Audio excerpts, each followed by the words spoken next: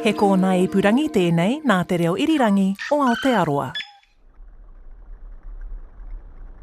We might think some marine animals look a bit odd, but have you ever considered how strange you are? Everything that lives on land has ancestors in the ocean. We're the ones that have evolved away from the form that our ancestors evolved in the first place. It's us who are the weird ones. The fact that we can now survive directly exposed to the sun and those harsh UV rays. The fact that we no longer are supported in our environment by water pressure on all sides. So we have to be able to move in defiance of gravity on land. We no longer take oxygen directly from the fluid around us. We have to have a setup where we can breathe dry air instead. And all of that probably makes us horrific to deep sea animals. If they had the capacity, they probably would make horror films that had us as monsters because we've got joints and we can live in this super creepy, dangerous environment where the sun shines and it's not dark all the time and your enemies can see you. Kia ora, nau mai haramai ki te au hurihanga. Hello and welcome to Our Changing World. Ko klek and kanan tēnei. Today we head to Auckland University of Technology to contemplate the world through the eyes of a squid with Kat. I'm Dr. Kat Bolstad. I am a deep-sea squidologist, and I lead the AUT lab for cephalopod ecology and systematics, or the Squid Squad. I didn't know that squidologist was a word. It's not really a word, but people understand it a lot better than if you use the technical term, which is toothologist, because then they think you're a dentist. It's not spelled like you're thinking. It's T-E-U-T-H-ology. And this is a term that covers all cephalopods, not just squid. Cephalopods includes octopuses, squids, nautilus, cuttlefish, which we don't have in New Zealand, some little things called dumpling or bobtail squids that are actually a different group, some other little deep sea ones called bathytoothids that were thought to be squids for a while but aren't quite, the vampire squid, which is also not a squid, and generally these animals that have sort of a soft sac-like body and then arms and or tentacles that we would sort of recognize as being octopus or squid-like. You had a couple of examples there of things named squids that are not squids. Yeah. So what is the definition of a squid? This is a good question. So if you want to be super pedantic about it, there are two orders of cephalopods that are technically squids, and those are the sort of coastal close eye squids, so that the physical feature that actually distinguishes them is that they have a closed cornea that covers their eye, so their eye lens is not in direct contact with the seawater. And these are ones where if you would go snorkeling or scuba diving around New Zealand, you might see broad squid around the kelp or laying these egg mops. They belong to that group, and we actually don't have very many of those here.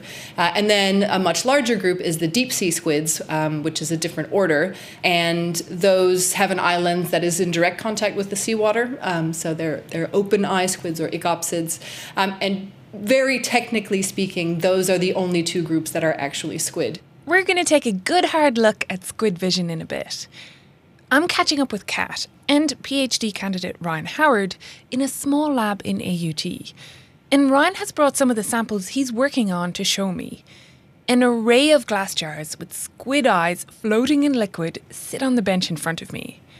First though, Kat's speciality is deep sea squid. I ask a not-so-simple question. How many deep-sea squid species are there in New Zealand? Well, the number goes up all the time because we are a research group that is focused on how many deep-sea squid there are, and the more we look, the more we find. So we have kind of a classic thing here where we're working in a part of the world where a lot of discoveries are still being made about our marine environment, and some of the early work done on some of our species, was by people familiar with what they had around Europe, who would come down and say, oh, there's a thing that looks similar to what we had back over there. It's the same thing. So they call it the same name until somebody comes and looks very carefully and says, it's not the same thing. It's closely related, but actually what we have here is completely different. And we find that all the time. So when we started working on deep sea squids here, I think the number was somewhere around 90, and we're currently sitting on about 120, and we know of a couple dozen more that need attention and probably need formal names and describing. And when you say deep sea, the definition of deep sea depends by who you ask, because different people have different ideas about where we should draw the boundary for the deep sea and different reasons for that. So for deep sea squids, we're talking about squids that live most of their lives in the deep sea, which is, I would say, in this case, below the photic zone. The photic, or sunlight zone, is the upper 200 metres-ish of water, in which there's enough light for photosynthesis. Then you have about another 800 meters where there's some daylight, but it's pretty dim, getting down to quite dark at about 1,000 meters. And lots of squid, in at least their adult phase, will live in that zone of sort of 200 down to 1,000. Quite a few will live deeper than that as well. But many of those that live in the deep sea as adults spend their very early parts of their lives in the surface layers as well. So when we say that they're deep sea squids, that's true beyond a certain point, but quite a few of them sometimes are very shallow dwelling squids, even though they live quite far offshore. We wouldn't find them out on a snorkel trip, but they become deep sea squids as they get older. But some of them live their entire life cycle down in those very deep layers as well. So what's it like down there? If you're a deep sea squid cruising around several hundred meters down in the ocean, what kind of things do you need to contend with, be adapted for? We live in a temperate part of the world, and so for us, the deep sea is dark. It's pretty constant temperature, which is 2 to 4 degrees Celsius. It has increasing amounts of pressure as you descend from the surface, right? Every 10 meters you go down increases the pressure by 1 atmosphere, right? So if we're at 1,000 meters, we're at 100 atmospheres of pressure, or 100 times the pressure that we have at the surface of the ocean. Interestingly, when I say dark, I mean that there's no sunlight, but there is actually a fair amount of light, and it's produced by animals.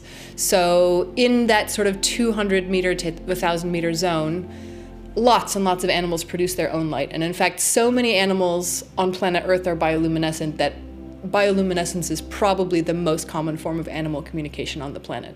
And, it's worth remembering as well, the other thing I didn't say about the deep sea is it's enormous, right? So on average, the sea floor is about 4 kilometers below the surface worldwide.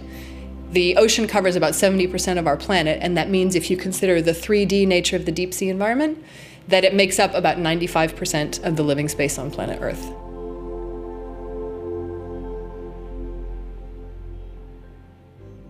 Everything we think of for biodiversity, for jungles, deserts, freshwater, coasts, all of that combined makes up 5% of the living space on the planet, and the rest is deep sea. That is fascinating. I mean, when you say it, it makes perfect sense. Yeah. And I suppose it's maybe my kind of human-centric, I live on the surface. I do not live in the underwater. No. And therefore, even the shape of squid, like how they look, it seems so, they kind of seem like aliens, how they've been depicted in different sci-fi movies. And it's just that it's such an incredibly different environment to what I live in. Yeah, of course. And that, that's natural for us, right? This is our natural surroundings are what we're most familiar with, and we identify things that live in the same environment as us and sort of perceive our environment in the same way, They're so different from us, and there's so many interesting ways in which they have evolved in surprisingly parallel ways, right? They're really advanced for invertebrates. And so for us to comprehend, well, I don't know if we'll ever be able to comprehend what it would be like to be a cephalopod, right? But certainly some species of cephalopods, you can look at them and you can see that they really are working out what's going on in their surroundings.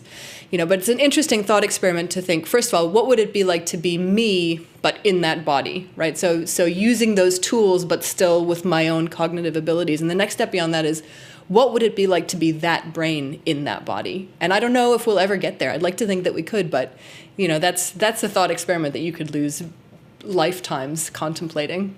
Before you lose days to squid life philosophy, here's another thought. Isn't the diversity of life on our planet just crazy cool?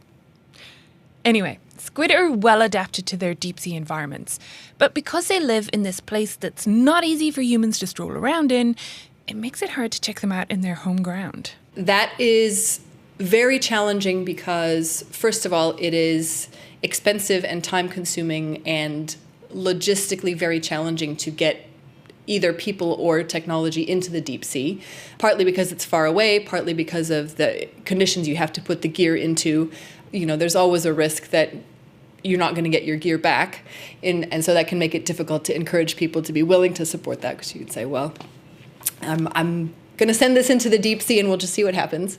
But the other thing about it is that the animals that we're trying to find are very good at being aware of their environment and not being anywhere near your technology if it freaks them out. So, if we put in something that is light and noisy and causing vibrations, cephalopods are extremely aware of their environment. And so most of them you're not going to see because they don't want to be anywhere near you. And the ones that you do see are either the ones whose startle response is to just completely freeze, right? So you're not going to see a lot of interesting behavior there, although it's still always interesting, or the ones that didn't have the presence of mind to get out of the way. So, are we looking at only the shallow end of the gene pool when we come across a deep sea squid? I'd like to think not, but you never know. And it's not just about lowering equipment. Kat herself has been down there. I was lucky enough to go down to Antarctica in 2017 on a media/science voyage. And we did have a submersible on board. It was what's called a bubble sub. So, not the super deep diving ones with the tiny portholes, but, basically about a 2.5 meter acrylic sphere that you sit in, and it's much more comfortable. And it is literally like being in a big bubble in the ocean. It's not claustrophobic at all. Yeah, so I was able to do 5 dives down to a maximum of about 1,000 meters. And we did see some deep sea squid. We found a whale carcass in advanced stages of decomposition. And yeah, we saw a number of giant deep sea jellies that are like 10 meters long. We saw quite a few things down there that I personally didn't realize occurred in the Antarctic. I'd seen some of these animals elsewhere in the deep sea, and then it turned out that they were down there as well. And the other fun aspect of that one was that at the time that I went, I had a 7-month-old baby at home. And so actually I was expressing milk that whole trip as well. So I was sitting in deep sea subs and expressing milk, which was novel for me, and I think quite novel for everyone else in the subs as well. So it's kind of a weird story, but I like to share it because it's like, actually a lot of the time you have to take a big break from field work in the stages when your kids are, but not always, but then sometimes the logistics are extra. When she's not deep under the sea mega multitasking, Kat has other tricks up her sleeve for learning about squid. And one is making friends who might give her presents. She works closely with Te Papa, Niwa and Auckland Museum, all institutions that have historical marine collections. These collections might go back several hundred years, and maybe a squid was caught accidentally when researchers were looking for something else, and it got stored away too. We're about to go have Squid Christmas, which is where we get to go and help clean out the freezers at Niwa and see what sorts of frozen squidsicles they've been saving for us from their recent voyages. So they save us presents. We go and we look in the boxes and open the squid presents, and then we get to identify and sample things. And so it is, for us, it's the most wonderful time of the year, and we're very excited. Yeah, you do seem very excited. Don't laugh. You should come to Squidmas sometime. You will see. It is fantastic. I mean, is it fantastic because there's like that, you're opening parcels, but the joy of this could be a new species. Yeah, absolutely. There is anytime you look at samples from the deep sea, there's a reasonable chance that you will see something that no human has ever seen before. And if you're a person who enjoys the discovery aspect of science, that's very appealing. Whether it's a new species or a new piece of information, whether it has something in the stomach contents that tells us about the way that it interacts with this environment, or a new prey item that we didn't know it ate. Sometimes we find things in the stomach contents and we say, well, those two species are not supposed to be found in the same place. So that immediately tells me that there's something more going on here than we understood, because one of these should only be found around 300 meters and one of them lives only on the seafloor. So who's visiting whom and how did that happen? And while we're on the subject of stomach contents, here's yet another creative way you can learn about squid. The squid are very good at avoiding clumsy human gear, but predators and squid have been co-evolving for millions of years, and squid are, a favored prey item for quite a few things that are very good at capturing them. So, for example, in the commercial whaling era, huge amounts of information about deep sea squid were gathered from looking in the stomach contents of whales that had been harvested, because whales are very good at catching squid. And in fact, squid beaks build up in whale stomachs, and the beaks can actually be identified a lot of the time to species. So you could look through, if you were so inclined, thousands and thousands of squid beaks from a whale stomach, and you could build a pretty accurate snapshot, at least, of what that whale had been feeding on recently.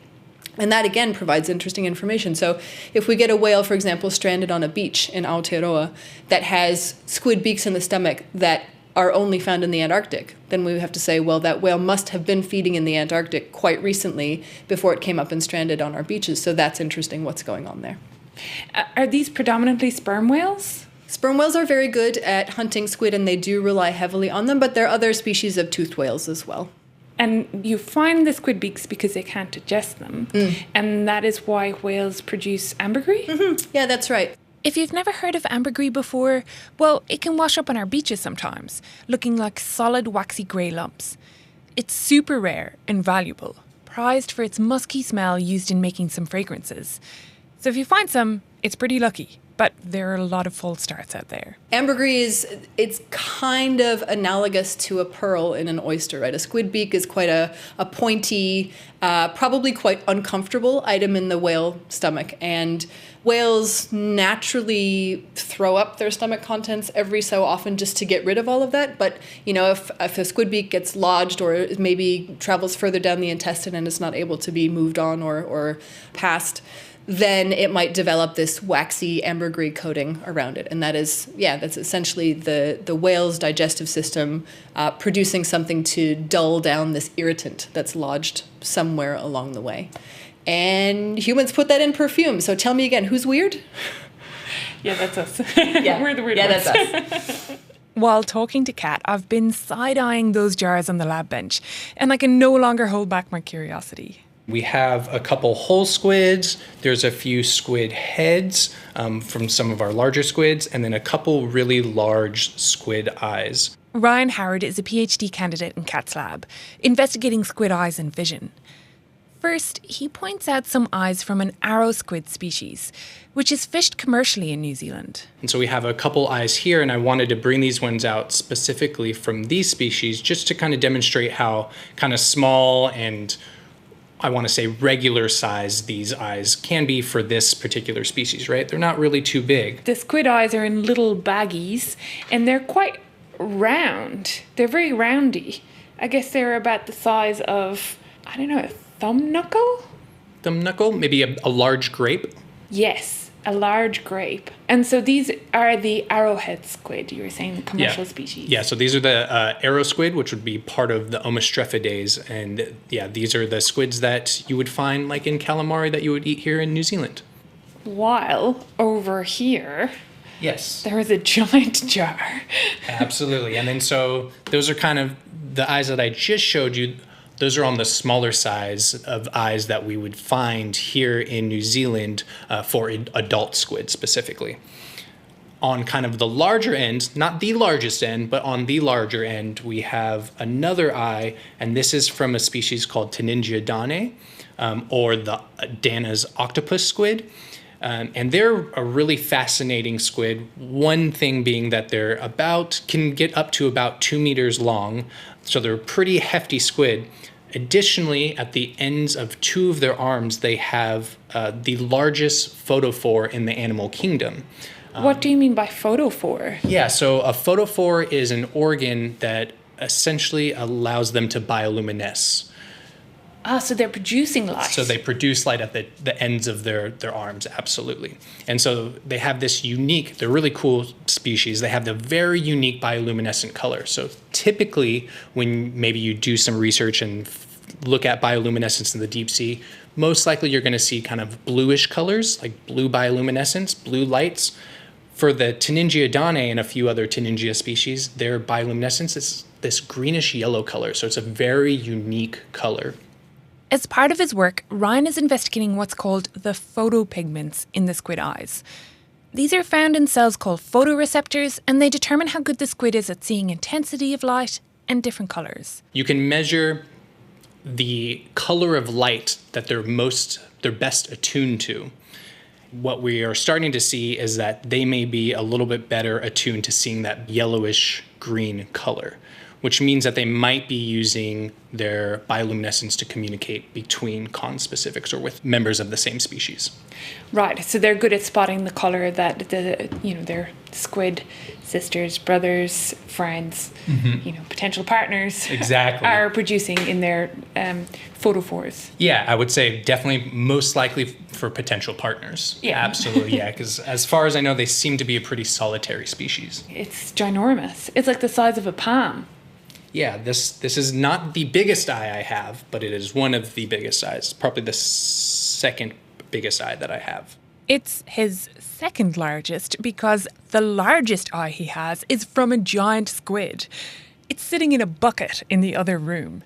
Ryan cut that one out himself. It's one of his earliest and also fondest memories of his PhD so far. I'm from California originally, so I had flown out here to kind of start my PhD and got here just in time to do a voyage with NIWA, which was on the Chatham Rise. And one of the days when I was passed out sleeping, I get a couple loud knocks on my door. It's the middle of the day, but it was the middle of my night because I had the night shift.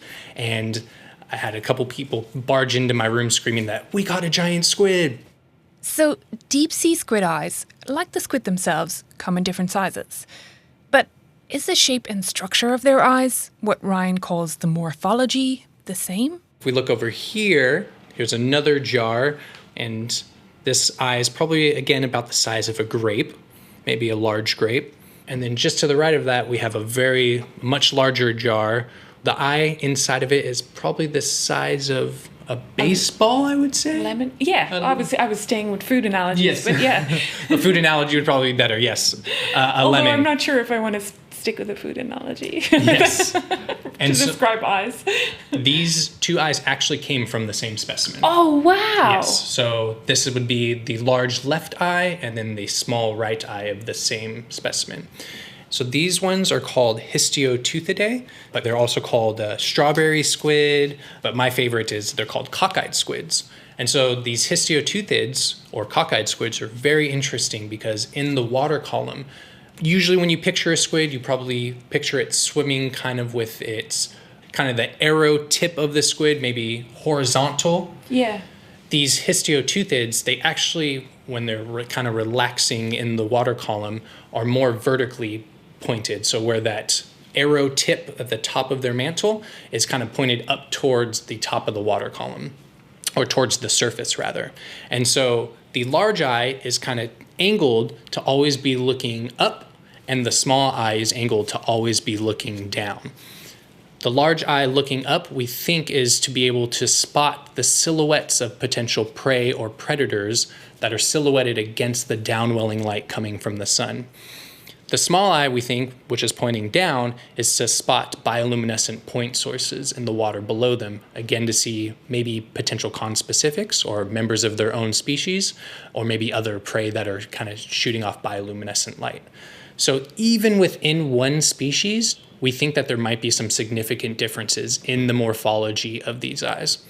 But then when you look at between species, like say these two eyes from the histioteutid, and then the eye of, say, a colossal squid or a teningia squid, we think that there might be differences there as well, specifically because of the type of bioluminescence that each of them generate. So I had mentioned that the cockeyed squid is also called the strawberry squid, and that's because along its body, there are these, they kind of have photophores all along the body. And again, they're producing light. Correct, yes. A certain color of bioluminescence. Yeah, so they produce a blue bioluminescence, but we think that there's kind of like a red filter over it, so it might be changing the color of that light a little bit. Then you have the teningia, which is producing that greenish yellow color, but then you have something like the colossal squid or other glass squids that are producing light. They have photophores actually on their eyes themselves. And so that might be contributing to differences within their morphology as well. Ryan is investigating a whole bunch of things with regards to deep-sea squid eyes and vision. He's focused in on 12 species, and for those, he'll look at the structure of the eye, investigate the photopigments, use genetics to look at the evolution of the pigments, and also do some MRI work to look at the brain side of things. How big are the optic lobes, the part of the brain that deals with vision, in these squid? But he's also been involved in some other work related to squid vision. investigating whether deep-sea squid use biological sunglasses. We got some juvenile squids. We put them in different containers, which had different kind of exposures to light. And then we euthanized them and then sectioned the eyes and looked to see if we can determine if the almond pigment granules were in different locations throughout the retina. And it turned out that they were. Inshore squid are known to use these almond pigment granules to block light. Think of tiny little black specks that can move up the photoreceptors to block out light and essentially protect the back of the squid eyes, the retina, when it gets too bright. But this is the first time it had been seen happening in a deep-sea squid species. And so it seems like, at least for the juveniles of this one species that we looked at, which is Gonatus onyx, or the black-eyed squid, which you'd find in California. So it seems, at least for the juveniles, that they are using this mechanism to regulate how much light contacts their retina. Now, the next question becomes, does this continue into adulthood? Because as Kat was mentioning earlier, a lot of the squids, when they're juveniles or young or they're paralarvae, they're very high up in the water column where they're going to experience that day-night cycle. And as they mature, they go into deeper waters, which is a lot darker and usually not going to be exposed to that ambient light. So does that mechanism continue into adulthood? Do they continue to use it? I have some preliminary work that says that we think that they might be using it to block some light, but they also might be using it for some other things to kind of help repair and regenerate the retina. Not 100% sure on that yet, but there might be some other uses for it as well. Yeah, I love it. That's so cool. I mean, we think we're great with our reactive lenses when we step outside and they become sunglasses, and squid are like, been doing this for millennia. What are you at? Yep, absolutely. Yeah, they've had this market cornered way before we did. Thanks to Dr. Kat Bolstad and Ryan Howard of the Squid Squad at Auckland University of Technology. Ko Claire Kincananaho te kaiho tu o tēnei hōtaka I āwhina mai ar William Ray Rawa ko Ellen Rikers. I produced this episode with help from William and Ellen. Sound engineering is by Phil Benge, and Liz Garton is executive producer of Our Changing World. For more info, check out our webpage, rnz.co.nz/ourchangingworld, and you can also sign up to our newsletter there. It's going through a refresh at the moment, and we'd love to know your thoughts. Email us at ourchangingworld@rnz.co.nz. Tēnā koe I whakarongo mai. Thanks so much for listening. Ko Claire Kincananaho. Have a great week. Kia pai, te wiki.